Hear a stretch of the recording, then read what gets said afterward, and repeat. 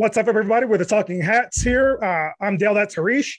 We're going to get into some NFL talk here. We're going to lead things off with Tom Brady's TV deal, which he has signed for his post-retirement work. I actually brought up on a previous show that I didn't think he would do anything post-retirement. I said I thought he'd go ahead and just live his glamorous life with his supermodel wife and spend his money and enjoy his time with his kids. Couldn't have been more wrong. He has signed on as the face of Fox Sports NFL. He's going to be their lead broadcast guy, their lead NFL guy. He signed a 10-year, $375 million deal. Wait, what? I'm guessing you hadn't heard about that then. No. Before we started the segment, and I thought you had heard about this, but no. Yeah. And surprisingly enough, it was big news, but it wasn't like all over the papers type news. So I'm not surprised that you didn't see it. And so with that deal, he's going to make more money than he made in his entire NFL career. So that's crazy. And that leads me into what I want to get into here and with this whole thing. First, I want to get your thoughts on that deal before I switch gears on what I want to really get into with the whole thing. I mean, only Tom Brady can kind of command that kind of salary. Like 375. I mean, he's getting $37.5 million per year. After taxes, let's say you take 50% off the top, you're still making a chunk of change after taxes. And because he took those discounts to help build rosters throughout his career, he never made that much in any season. And the total is more than he made in his entire career playing. Yes. And it's a great sign because I hated Tom Brady when you play against him, but he is such a nice guy. He really is down to earth. So he is deserving. He seems like he could be a little prickly. I don't know. He could be. He seems like kind of lighthearted and jokes around here and there, but I could see him being like really no nonsense at the end of it. I can see that. I can see that too, but it's almost like all of his hard work that he has put through through his entire career. Yeah. This is his fruits of his labor in the sense that I'm not saying he hasn't earned the right to be that. Right. First of all, he worked hard to get to that level. It's not like he's just rich and I'm a jerk because I'm rich. This is a dude who put in the effort to get to where he is. And if he's a jerk at the end of that, cheers. He earned it. Cheers. Yep. He can do whatever he wants, man. I'm happy because Fox Sports, this is not like on Fox NFL. This is like their own channel, if I remember right. Fox NFL. Fox NFL. Oh, okay. With like Troy Aikman and all them? Not anymore. Them dudes have moved on. Him and Joe Buck are now. Wait, what? I think they are now Amazon. Oh, maybe that's right. Al Michaels. Maybe they went to ESPN. I think they may have gone to Monday Night Football, and Al Michaels may have gone to Amazon. I think that's it. There's so much movement; it's hard to keep track of all of it. I will keep at the Buck and Aikman are at Monday Night Football until somebody fact checks me. But I'm going to stick with that. But if you look at it, I mean. 375. I mean, dang, Fox rolling that kind of dough. Apparently. So hey, Tom, you still owe us $10. I know you can pay us. I feel like I'm your long lost cousin or adopted son or something. But like I said, that's leading me into these guys getting these massive TV deals. Like even Tony Romo came out of the gates was a $17 million a year deal. When you got a guy like Jim Nantz and everything he does. His salary was only $6 for everything. But you got Romo getting 17 for just the NFL broadcast, one game a week. I mean, so these players getting these kind of deals. Let me ask you something. Do you watch football games and care who's leading the broadcast? I kind of do. Why? Because what do you look for in it? So I look for more of the analysis portion of it, right? I mean, like because when John Madden and Pat Summerall were doing the games, that's what kind of got me into football even more is because I learned everything from John Madden. I literally learned everything from John Madden when he was commentating and little tidbits. And then I started reading on my own. But if it wasn't for him, I wouldn't have been this knowledgeable as I am today. And I think I'm glad I asked that. Then that's what I was looking for. Is that kind of insight. Yeah, so keep going. That's what I wanted. And that's why, like when Matt Millen, because Matt Millen was supposed to be the next John Madden, and unfortunately, he kind of took the route of a GM, which he was horrible at. But if he would have just stuck in broadcasting, he would have been amazing. And thus, that's the kind of individuals I want to see is a good. It's like a 1-2 punch. You have a good commentating that they don't mess up the names. They know who's playing. They know what that is, and they want to pull viewership into it. And then you have like an individual is like, oh, this is why they're doing it. This is if you do this blocking, that's a lost art. And only very, very few tandems have that in the NFL broadcasting right now. And I think if Tom Brady is going to be like the John Madden of describing and he needs a pair that can kind of broadcast the game and he can come in and play it off, because without that, you just like, and it gets frustrating too, because you see some broadcasters be one-sided in a game. And you're like, dude, my team is playing. You're not helping my blood pressure. You're not helping. And that's what's frustrating about it. You can't see Tom Brady being one-sided towards either the Patriots or the Bucs. I don't think so. I mean, because the thing is, like, he may be, but he won't show it. You know what I'm saying? He won't show it when he's actually doing the broadcast. See, a guy like Tom Brady, I'm going to give him maybe more credit here than he. You're freezing up a little bit. I'm good on my end. You're good on your end? Okay. Mm-hmm. All right. Let's start. 3, 2, 1, restart. Yeah. A guy like Tom Brady, I'm going to give him maybe more credit than he deserves here. That I think he's a guy who could step in and be either a lead analyst or the color guy, like Romo is. I think he could be like an Al Michaels, just leading the broadcast and be so polished there. Now, he hasn't shown anything to prove that. And even in some of his interviews, he's a little more I'm not even going to say not goofy, but a little more like maybe lighthearted than a lead analyst could be. But I think that if he were with his contract, I don't know what they're going to have him doing, but I think he's a guy who could do either one. And I think he'll be very good at it right out of the gate. Unlike, Drew Brees was expected to step in and be good at it, failed. Jason Witten stepped in and failed. I don't think Tom Brady will have those struggles. He's been in the limelight so long. He's been doing so much TV and interviews and documentaries here even lately that I think he'll step in and have no issue stepping right into it. But that, like I said about guys getting these kind of contracts, and you said it actually, you like it and you look forward to it. I don't know how I don't think I do love it that guys like Romo get a lot of credit for what they do as far as saying, guesstimating the next play and all that, predicting what the next play is going to be, because I've seen that. I've seen my brother do it when we watch games. I've seen this formation. We used to run this play. I've seen that stuff. So it doesn't really impress me. I guess the average fan, it does. And I have to switch how I look at it from a guy who's been on, who's had that other perspective too. Guys who weren't exposed to it, they love hearing that stuff. And so shifting my perspective that way, I guess when you like hearing your perspective on it, that opened my eyes a lot. I hadn't looked at it that way. And I'm glad. That's why I said I'm glad you put that out there for me, because that does shift how I think about it. And knowing that you watch games and you hear that and you hear stuff that you haven't heard or seen, like that, for that, knowing that fans look at it that way, that makes those guys worth it. That makes a Romo more than worth it. And even Mark Sanchez, he doesn't get any credit, but he was doing that same stuff that Romo was doing when he was doing a couple of Commanders games this past season. He's very good at it. And I hope he starts getting some of the credit he deserves. So hearing what you said, I get it now. I understand. And I see what you put there. We're good. We're good. Okay. The recording is good. But yeah, that's all I've got on our Brady and that part of it. We can shift gears into the Commanders minicamp here. Definitely. Just before you kind of switch, I wanted to get back onto Romo. I hate Romo's commentating. I don't like when you pre-predict stuff. That's not what I'm looking for. I don't care about like what the formation. I mean, I care about the formation, but I don't know. It's the way you are presenting it. You know what I'm saying? Like you have to have a knack, and he doesn't have. He's like, oh, they're going to run to the left. Okay, but why are they running to the left?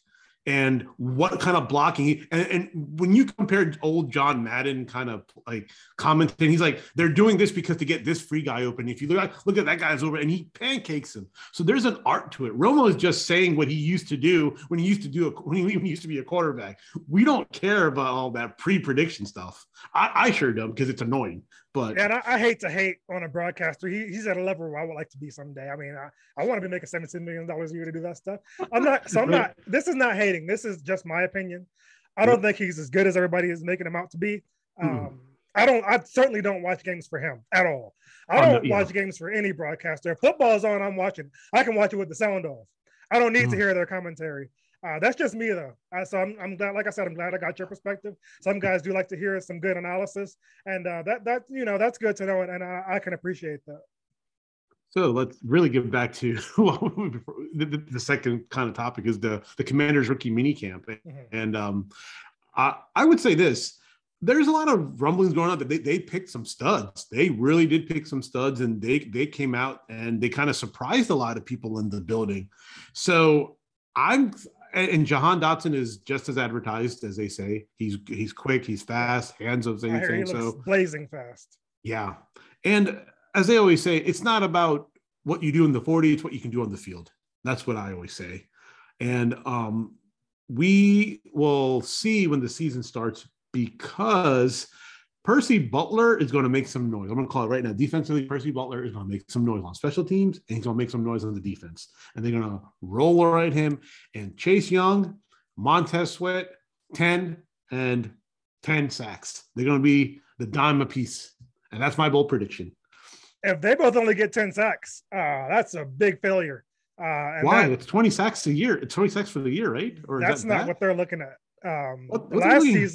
Last season, both of them were saying that they were going to come in and break the sack record for tandem, and the team was going to break it like team sacks. So they have much higher expectations than that, and that's why I'm saying that 10 sacks apiece from them, that's a big letdown. And if they each only get 10, yeah, it's an improvement on last season, but that's not what this defense. The defense needs more than that out of them two guys. They need more. Okay. I'm just saying that 10 because I like to keep the bar low, because at the end of the day, that's the best thing to do with them. Well, I mean, because Chase Young is coming off of a knee injury. We have no idea how much they say he has his burst back, but burst back in non-contact is different than contact. Burst back. I haven't seen any burst. I don't. So back, I mean, that'd be a first for me. Yeah. So I'm excited actually this year. I'm actually excited, but there was an interesting take about D'Angelo Hall kind of ripping Ron Rivera and the staff, saying, you guys can check me if I'm wrong, but the way I read it was, he was like, if you're one quarterback away, then why did you choose Carson Wentz? Or something along those lines. That's not a hot take. I've been saying that. I'm still saying they've got a hole at quarterback. I say that about teams with established quarterbacks. I say that about the Cardinals. I think the Cardinals are a quarterback away. I think the Browns are a quarterback away still. Some people love Deshaun Watson. I do not. And I think he has either had or has a meeting with the NFL that's going to determine his fate for this upcoming season. So it might end up being a good thing that they still have Baker on the roster. He might get suspended. So we'll see. Well, I thought Baker was done, right? Do they still have him? I thought he kind of okay. Oh wow! All right, then. So maybe they knew what they were doing. I guess they absolutely do not. They're a joke of an organization, just like the Commanders. They don't know what they're doing. If things work out and they start Baker, that was a mistake. They've been trying to move him, but nobody wants him. And I don't blame everybody else. I wouldn't want him either. I mean, the way he spoke about the fans, why would you want somebody to come into your city and disrespect people that you pay can talk trash about the fans all you want if you can play. That's true. Yeah. But he hasn't played, so you can't really. I mean, it's just sad. I mean, I have a soft spot for Baker Mayfield. I think he can do well. It's just his time is running out. Hey, maybe the AFL might happen, or that new XFL is coming. Oh yeah, the XFL is playing. Yeah, I mean, maybe he can go to the XFL. I unfortunately for him think he may end up there at some point. Some point in his career, yeah. Not anytime soon, but at some point. But I've heard that Howell is looking good in rookie mini camp. And then there was another guy, Cole something, who's looking good. Cole the tight end? Crap. Yeah. Yeah, that 6 foot like his name? behemoth Cole Turner. I hear he's looking good too. So who knows? You got to take mini camps with a grain of salt. They're rookies playing up against rookies. I mean, none of these guys have ever seen any NFL action, but it's good that Howell is not going out there and crapping the bed. That gives you some promise going into the season if he needs to see the field at any point. Hopefully he would need to, because hopefully that means they move Heineke at that point. It's looking more and more like that's probably not going to happen. But like I said, it'll probably take an injury to somebody at some point for that to happen, and that always happens. So it'll happen at some point. See, remember we were talking about last show if we're going to see a Howell sighting, and I stated that would only happen if Carson Wentz poo-poos the bed. I think we will see one in the middle of the season if he starts playing like the old Carson Wentz. See And that I don't see. I you don't think see no that at matter all. how bad he plays, They're going to stick with I him. don't think he'll ever bench him. I think You'll ever- mhm. the only way Howell sees the field is injury. Injury. Okay. I mean, With yeah, Wentz's I'm contract, just. they're going to Mm. ride him into the ground. I mean, you have to at this point. You put all your chips in. So, I mean, I'm just afraid that like with all this stuff, is Carson Wentz head in the right place? I mean, that's the thing I'm kind of more worried about than anything else is that yes, he has the talent, yes, he has everything, but is this noise that he's coming to like around here going to get too much for him over the season? And is he going to become like, can he block that out? And it looks like he can, but time will tell when you put on the pads and you go into the gridiron. So it's going to be it's going to be. I'm excited, but I'm also cautious. I'll put it that way. I'm hoping he has matured, but I'm sticking by that. I don't see any change from him. I don't see any improvement from him. I expect him to be one and done with the Commanders. I'm hoping I'm wrong. I want him to prove me wrong, but I haven't seen anything to show that he is a changed man and more mature. I want to be wrong about this though. I'm hoping I am. Yeah. What do you think about Denver? Their own. Yeah, I was just about to jump into that. I don't know anything about the rookie mini camps because when a team doesn't have a first round pick, you don't really pay attention to what's going on with that stuff. They didn't need a quarterback or anything like that, so it's not like I can be excited about all this rookie QB is looking good. They didn't need any receivers. So I can't say, oh, that receiver looks fast or anything like that. They didn't really have any needs. So I don't know what's really going on with the rookie camp.